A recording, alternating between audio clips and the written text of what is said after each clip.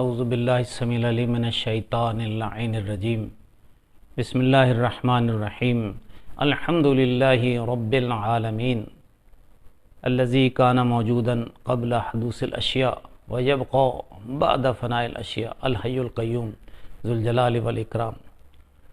والصلاة والسلام علی سید الانبیاء والمرسلین سیدنا و نبینا ابی القاسم محمد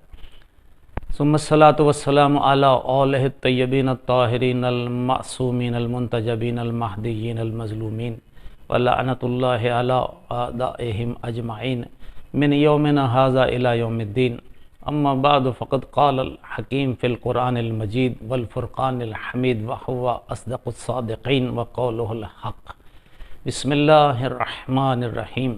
یوم ندعو کل اناس بامامہم۔ پروردگار عالم کا احسان عظیم ہے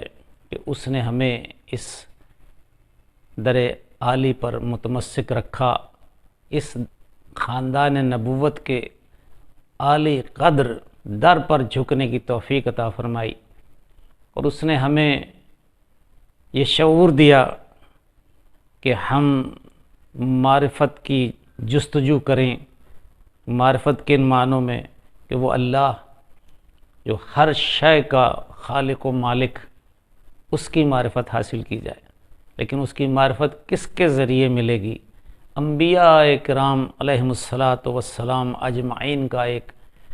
طویل سلسلہ، 1,24,000 انبیاء علیہم السلام، جس کے سید و سردار خاتم الانبیاء سرکار رسالت مآب حضرت محمد صلی اللہ علیہ وآلہ وسلم ہیں۔ اس سلسلہ جلیلہ کے بعد اللہ نے ہدایت کے نظام کو جاری رکھنے کے لیے سلسلہ امامت کو جاری کیا، اور سلسلہ امامت میں جہاں اللہ نے 12 امام ایسے خلق کیے جن کو اپنے نبی کا حقیقی جانشین بنایا، جن کو اپنے دیے ہوئے علوم کا وارث بنایا، جن کو اللہ نے ایسا مقام دیا جو مقام عبدیت میں اللہ کی نگاہ پہ تمام عالمین میں سب سے بڑھ کر، انہی ذوات مقدسہ میں چھٹے امام حضرت امام جعفر صادق علیہ السلام ہیں۔ سرکار کی ذات والا صفات سے کون واقف نہیں؟ اس میں گرامی سرکار کا جعفر بن محمد، چونکہ آپ حضرت امام محمد باقر علیہ السلام کی اولاد تھے، اس لیے آپ جعفر بن محمد کہلائے، لیکن الصادق کے نام سے، الصادق کے لقب سے ملقب ہوئے، اور ساری دنیا نے آپ کو صادق آل محمد کا لقب دیا۔ اس کی وجہ یہ تھی کہ اس زمانے میں تمام دنیا میں، پورے عالم میں آل محمد کی اس عظیم فرد کے علاوہ کوئی ایسا سچا فرد زمین پر نہیں تھا جس کو ان کے مقابل کھڑا کیا جا سکتا ہو۔ سرکار کو علوم آل محمد کی ترویج کا ایک موقع ملا، وہ اس عنوان سے کہ واقع کربلا کے بعد چونکہ اموی اپنی سلطنت کے زوال کی طرف جا رہے تھے، اور انہوں نے دیکھا کہ آہستہ آہستہ ان کی سلطنت روبہ زوال ہے، وہ اس کو مستحکم کرنے کی جستجو میں لگے رہے، اور دوسری طرف عباسیوں نے اپنی چالاکیوں اور اپنی ریشہ دوانیوں سے امویوں کے زوال کے بعد عنان حکومت پر قبضہ کیا۔ چونکہ یہ اموی اور عباسی دونوں ہی آل محمد کے زبردست دشمن تھے، کہ ان کو آل محمد کی فضیلت، ان کا مقام، ان کا علم، ان کا عوام میں مرتبہ اور عوام الناس کا آل محمد کی طرف جھکنا، ان کے در اقدس پر حاضری دینا ان کو کبھی قبول نہیں تھا۔ وجہ یہ تھی کہ یہ جانتے تھے کہ جو آل محمد کے در پر جھک گیا اس کے لیے یہ دنیا ہیچ ہے، اور جو آل محمد کے در پر جھک گیا اس کے اوپر حقیقت الہی کے راز آشکار ہو جاتے ہیں، وہ سچ اور جھوٹ کے درمیان تمیز کرنے لگتا ہے، وہ حق اور باطل کے درمیان ایک واضح فرق کرنے لگتا ہے، اور سمجھنے لگتا ہے کہ جس نے راہ حق اختیار کرنی ہو اسے آل محمد کے در پر جھکنا ہوگا۔ اس لیے اس تمام زمانے میں چاہے وہ اموی ہوں یا عباسی، ان سب کو ایک خاص خلش تھی آل محمد کے گھرانے سے، لیکن چونکہ سرکار صادق آل محمد علیہ السلام کے زمانے میں اموی اپنے اقتدار سے محروم ہوئے تھے اور عباسی اس اقتدار کو مستحکم کرنے کی جستجو میں لگے ہوئے تھے، لہذا کچھ ایسا موقع ملا کہ سرکار صادق آل محمد کی طرف ان لوگوں کی توجہ کچھ کم ہوئی دوسروں کے مقابلے میں، جو پچھلے ائمہ طاہرین علیہ السلام یا ان کے بعد سرکار صادق آل محمد علیہ السلام کے بعد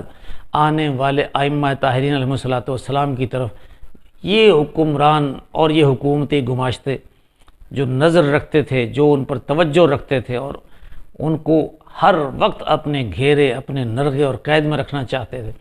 جناب صادق آل محمد علیہ السلام کے زمانے میں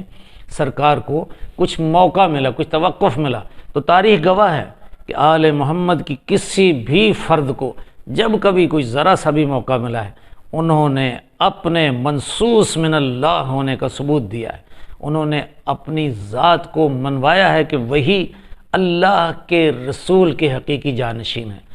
انہوں نے اپنے علم سے، اپنے فضل سے، اپنے کمالات سے دنیا کو نہ صرف اپنا گرویدہ کیا،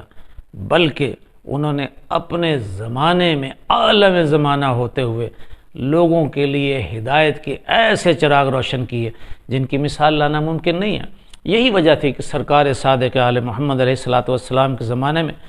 مدینہ منورہ میں سینکڑوں نہیں، روایت نے لکھا کہ تقریباً 4000 کے قریب ایسے طلاب موجود تھے جو آپ کے در اقدس پر زانو تلمذ طے کرتے تھے اور آپ کے تلامذہ سے وہ فائدہ اٹھاتے تھے، وہ استفادہ حاصل کرتے تھے جس کا کوئی جواب لانا ممکن نہیں ہے۔ اور تاریخ نے دیکھا کہ آپ کے شاگردوں میں سے، آپ کے در اقدس سے علوم سیکھ کر جانے والوں میں بڑی بڑی شخصیات گزری ہیں، جن میں جابر بن حیان، زرارہ بن اعین، محمد بن مسلم اور بہت سے ایسی شخصیات۔ اور اگر سچ کہوں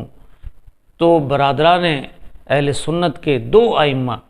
جناب نعمان بن ثابت جو امام ابو حنیفہ کے نام سے مشہور ہوئے اور امام مالک، انہوں نے بھی آپ کے تلامذہ سے مستفید ہونے کا شرف حاصل کیا۔ یہ ایک الگ بات ہے کہ خود جناب نعمان بن ثابت یہ کہتے رہے لولا السنتان لحلق النعمان، اگر میں نے یہ 2 سال سرکار جعفر علیہ السلام کے سامنے، ان کے سامنے پیش ہو کر، ان کے تلامذہ میں شریک ہو کر نہ گزارے ہوتے تو میں ہلاکت کا شکار ہو جاتا، میں ہلاک ہو جاتا۔ یہ اور بات ہے کہ جن لوگوں کو آل محمد سے شدید دشمنی ہے، انہوں نے چند اقوال کی بنیاد پر یہ کہا ہے کہ یہ بہت مشکل سی بات ہے کہ چونکہ دونوں ہم عصر تھے، جناب امام جعفر صادق علیہ السلام کی ولادت باسعادت ہوئی تھی 83 ہجری میں مدینہ منورہ میں، اور جناب نعمان بن ثابت جو امام ابو حنیفہ مشہور ہوئے وہ 80 ہجری میں کوفہ میں پیدا ہوئے، اجمی النسل تھے اور انہوں نے کوفہ میں اب سکونت اختیار کی۔ لہذا ابن تیمیہ یہ کہتے ہیں، انہوں نے یہ دلیل بنائی ہے کہ چونکہ ہم عصر تھے اس لیے شاگرد ہونے کا جواز نہیں بنتا، حالانکہ یہ دلیل انتہائی کمزور ہے۔ ضرورت اس بات کی ہوتی ہے کہ جو شخص علم کا متلاشی ہو وہ اپنے تئیں علم کو حاصل کرنے کے لیے اس کے ذرائع حاصل کرتا ہے، منبع و ماخذ کی طرف متوجہ ہوتا ہے۔ تو جناب ابو حنیفہ نے جب اپنے علم و یقین کی روشنی میں یہ دیکھا کہ سرکار صادق آل محمد اپنے زمانہ کے عالم زمانہ متقی، زاہد ترین، پرہیزگار ترین شخصیت تھے اور آل رسول تھے اور امام منصوص من اللہ تھے، تو انہوں نے اپنے آپ کو حضرت امام جعفر صادق علیہ السلام کے شرف تلامذہ میں بیٹھنے پر اپنے لیے فخر سمجھا۔ یہی وجہ ہے کہ جناب شبلی نعمانی جو بہت عرصے بعد آ کر تاریخ میں لکھتے ہیں، انہوں نے کہا کہ کسی صورت یہ ممکن نہیں ہے کہ کوئی بندہ یہ استدلال دے دے کہ جناب ابو حنیفہ نے امام جعفر صادق علیہ السلام سے تلامذہ نہیں کیا، آپ کی شاگردی نہیں کی، آپ سے اسباق نہیں لیے، آپ سے دین محمد و آل محمد لے کر ان سے استفادہ نہیں کیا؟ انہوں نے لکھا کہ ممکن ہی نہیں ہے جناب ابو حنیفہ لاکھ مجتہد ہوں، یہ شبلی نعمانی کا قول ہے، جناب ابو حنیفہ لاکھ مجتہد صحیح، لیکن فضل و کمال و علم میں ان کو حضرت جعفر صادق سے کیا نسبت؟ تو اب بات سمجھ آ جانی چاہیے۔ بہرکیف جب لوگ اپنے دل میں کینہ رکھیں، بغض و ناد رکھیں تو اس طرح کی باتیں آتی ہیں۔ مجھے ان چیزوں سے سروکار نہیں، میں اللہ کے احسان سے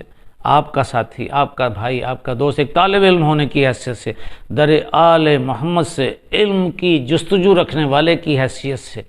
میرا عقیدہ ہے، میرا ایمان ہے کہ اللہ نے سلسلہ ہدایت کو جاری رکھنے کے لیے اللہ نے اپنے پاک پیغمبر خاتم الانبیاء کے بعد 12 ائمہ طاہرین علیہم السلام کے سلسلہ جلیلہ کو رائج کیا، جس کی پیشگوئی سرکار ختم مرتبت علیہ السلام خود کر گئے تھے کہ سرکار نے فرمایا تھا کہ میرے بعد میرے 12 جانشین ہوں گے۔ اب دنیا کسی نہ کسی عنوان سے اس کو مانتی ہے۔ بہرکیف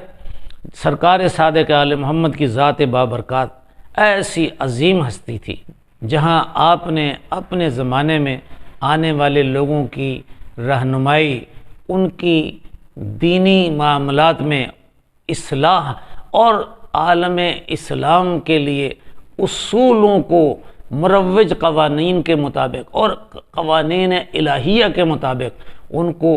رائج کر کے لوگوں کو سمجھانے میں سرکار صادق آل محمد نے جو کردار ادا کیا، پوری تاریخ میں ایسا نہیں ہے۔ اور عزیزان گرامی قدر، میں فخر کے ساتھ کہہ سکتا ہوں،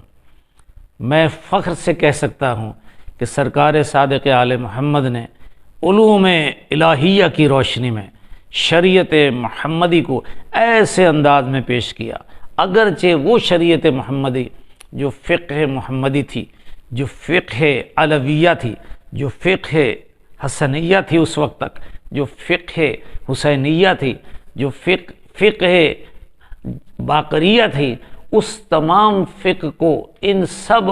بزرگان ائمہ طاہرین علیہ السلام کی عظیم ہستیوں اور ان کے کارہائے نمایاں کے باوجود اس فقہ کو دنیا نے فقہ جعفریہ کا نام دیا اور سرکار کے نام سے اسے موسوم کیا۔ سرکار جعفر صادق علیہ السلام وہ عظیم ہستی تھے کہ ان کی کوئی مثال لانا ممکن نہیں تھی اس زمانے میں۔ کتنے دہریے، کتنے دوسرے فرقوں کے لوگ جب مناظرے کے لیے آتے تو حکام کے پاس کوئی جواب نہ ہوتا، جب ان کے درباری ملا ہر بات سے ناکام ہو جاتے تو پھر سرکار صادق آل محمد کے در اقدس پر دق الباب ہوتا اور درخواست گزاری ہوتی کہ سرکار آپ تشریف لائیں اور ہمارے لیے ہماری رہنمائی اور دین اسلام کی اساس اور بنیاد کے تحفظ کے لیے اپنا کردار ادا کریں۔ تو سرکار صادق آل محمد کی مثال دنیا میں لانا بہت مشکل ہے، لیکن عزیزان گرامی قدر، جیسا میں نے ابتدائی کلام میں کہا تھا کہ مولا امام جعفر صادق علیہ السلام باوجود اس کے کہ حکومتی معاملات سے بالکل لا تعلق ہو کر دینی معاملات کی ترویج کے لیے، لوگوں میں علوم بانٹنے کے لیے، لوگوں کی رہنمائی کرنے کے لیے بالکل خانہ نشین ہو کر اپنے علوم سے لوگوں کو بہرور فرما رہے تھے، لوگ مستفید ہو رہے تھے، لیکن عباسی خلفاء کو یہ قطعاً گوارا نہ تھا، کیونکہ وہ جانتے تھے کہ جو لوگ سرکار صادق آل محمد کے حضور پیش ہوتے ہیں، آپ سے استفادہ کرتے ہیں، تو مستفید ہی نہیں ہوتے، وہ نور ایمان کو اپنے دلوں میں جاگزی کر کر لے جاتے ہیں، اور جن کے دلوں میں نور ایمان کی مشعل صادق آل محمد کے علوم کی وجہ سے روشن ہو جائے، وہ ممکن نہیں کہ جب صادق آل محمد کسی بات پر کوئی فیصلہ دیں تو وہ کھڑے نہ ہو جائیں۔ یہی شک تھا عباسیوں کو بھی، امویوں کے بعد عباسی خلفاء بھی اسی شک میں مبتلا رہے، اور انہوں نے ائمہ طاہرین علیہ السلام پر بہت مظالم کیے، اتنے ظلم کیے جس کا حساب دینا ان کو بہت مشکل ہوگا، اور تاریخ کے اوراق بھرے پڑے ہیں۔ بالخصوص یہ منصور دوانقی جو یہ عباسیوں کا دوسرا بڑا خلیفہ تھا، اس کے زمانے میں سادات عظام پر جو مظالم ہوئے، تاریخ کے ابواب بھرے پڑے ہیں، دنیا اس کی مثال نہیں لا سکتی، اس لیے کہ اسی کے زمانے میں امام حسن علیہ الصلوۃ والسلام کی اولاد یعنی جو حسنی سادات تھے ان پر اتنے مظالم ہوئے کہ ان کا ذکر تاریخ میں بھرا پڑا ہے۔ اسی طرح جو دیگر سادات عظام تھے، بالخصوص خانوادہ امام محمد باقر علیہ الصلوۃ والسلام، جن میں سرکار صادق آل محمد بھی تھے، ان کو بھی بار بار کسی نہ کسی بہانے سے ایذا رسانی کی جاتی تھی۔ روایت نے لکھا کہ ایک مرتبہ منصور نے اپنے ساتھیوں سے کہا کہ میں ان کو کسی نہ کسی طریقے سے چاہتا ہوں کہ فوراً قتل کر دیا جائے، اور سرکار کو طلب فرمایا۔ سرکار جا رہے تھے تو ایک خادم ربی نے کہا کہ سرکار آپ نہ جائیے، اس لیے کہ منصور ملعون آپ کے قتل کا ارادہ رکھتا ہے۔ مولا چونکہ وارث علم لدنی تھے، سرکار نے کہا کہ اگرچہ میرا قتل اس کے ہاتھ سے ہی ہے لیکن اس بار نہیں ہے۔ سرکار تشریف لے گئے اور پھر واپس آئے، لیکن روایتوں میں لکھا ہے کہ اس نے کوئی دقیقہ فروگزاشت نہیں کیا، بار بار امام جعفر صادق علیہ الصلوۃ والسلام کو طلب کیا، اور پھر ایک روایت میں لکھا ہے کہ کسی طریقے سے دھوکے کے ساتھ پھلوں میں انگور کھلا کر جو زہر آلود تھا سرکار کو زہر دے دیا۔ روایت نے لکھا ہے کہ 15 شوال 148 ہجری امام جعفر صادق علیہ الصلوۃ والسلام اس حیات ظاہری سے رخصت ہوئے۔ عزیزان گرامی قدر، ان ذوات مقدسہ کی حیات ظاہری کو دیکھیں تو پیغمبر علیہ الصلوۃ والسلام سے لے کر امام حسن عسکری علیہ الصلوۃ والسلام تک تمام کی تمام میں جناب صادق آل محمد 65 ہجری سال جیے ہیں، جن کی حیات ظاہری مولا علی علیہ السلام کے 63 سال، سرکار ختمی مرتبت علیہ الصلوۃ والسلام کے 63 سال سے بھی 2 سال زیادہ ہے۔ ان کے علاوہ کسی کو بھی جینے نہیں دیا گیا۔ روایت نے لکھا ہے کہ مولا امام جعفر صادق علیہ الصلوۃ والسلام نے جب جام شہادت نوش کیا تو باعجاز امامت امام موسیٰ کاظم علیہ الصلوۃ والسلام حاضر خدمت ہوئے، اور سرکار نے آپ کی تجہیز و تکفین کی، آپ کا جنازہ پڑھایا، اور جنت البقیع میں آپ کی جدہ ماجدہ سیدہ عالیہ جناب زہرا سلام اللہ علیہا کے قدموں میں، جہاں پہلے ہی 3 ائمہ محو استراحت تھے، جناب امام حسن علیہ الصلوۃ والسلام، جناب امام زین العابدین علیہ الصلوۃ والسلام، اور سرکار امام محمد باقر علیہ السلام، ان کے پہلو میں سپرد خاک کر دیا۔ میرا سلام ہو سرکار صادق آل محمد آپ پر، آپ کی عظیم ذات پر میرا سلام ہو، لیکن میں اتنا کہنے میں حق بجانب ہوں کہ میرے سید و سردار، میرے آقا و مولا، آپ مسموم ہو کر اس حیات ظاہری سے واپس داعی اجل کو لبیک کہہ گئے، لیکن آپ کا جنازہ اٹھا کر لایا گیا، جنت البقیع میں آپ کو اپنی دادی کے قدموں میں سپرد خاک کیا گیا۔ آپ بھی خون کے آنسو روتے ہوں گے جب آپ کے نظروں میں کربلا کے مناظر گزرتے ہوں گے، جب مولا حسین علیہ الصلوۃ والسلام کی لاش اقدس بے کفن خاک کربلا پر 3 دن تک پڑی رہی۔